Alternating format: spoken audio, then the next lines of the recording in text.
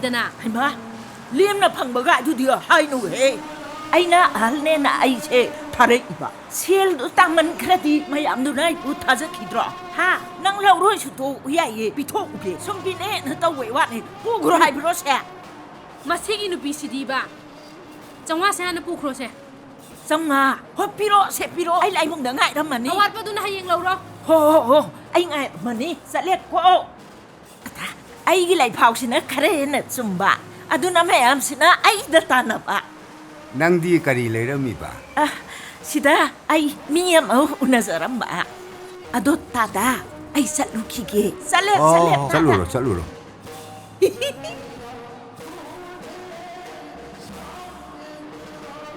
Nari bema.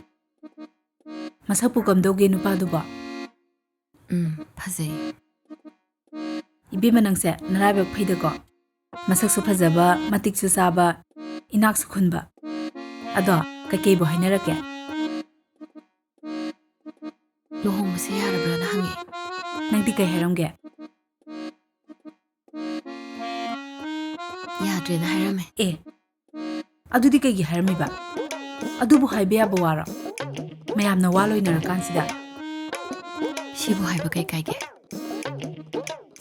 As nui tamoy pupuy khang adulor ni mi.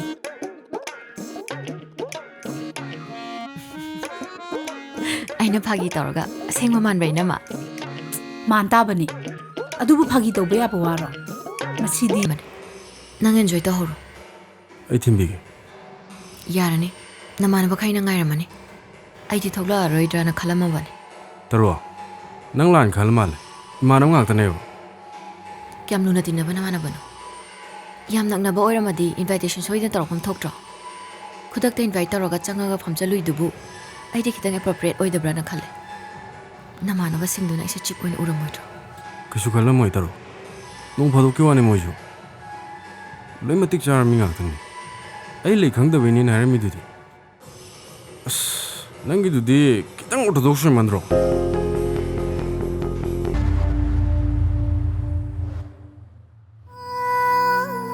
Lao sans lao. Atopa doi ni yongrasi. Kaidaurage. Sida pama phangdoi mandi.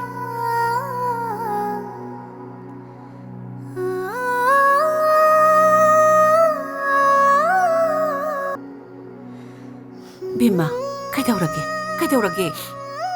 Kashi tawde ma. Hayo. Kaidaurage. Ima. Ai nami ba se kya.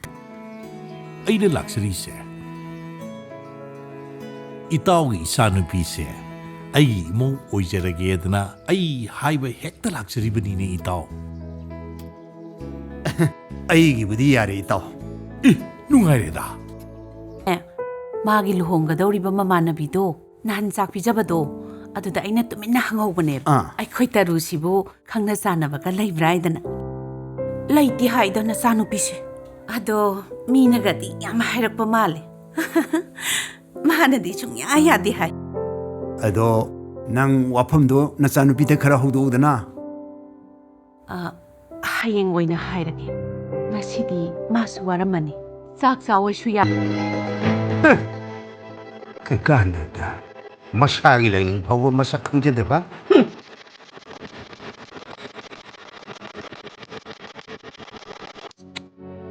Nate, noibu, ekhoy ka lining lesson tinadaba. Lining lesson tinadaba mi sinatrabadi atoba no pi amanta leitrabra haiba. Hawalo taru. Chalo, yumda thinaramani. Hayeng luhonga darabi nangna. Yumdagi mapan thokpa honate. Chatlo.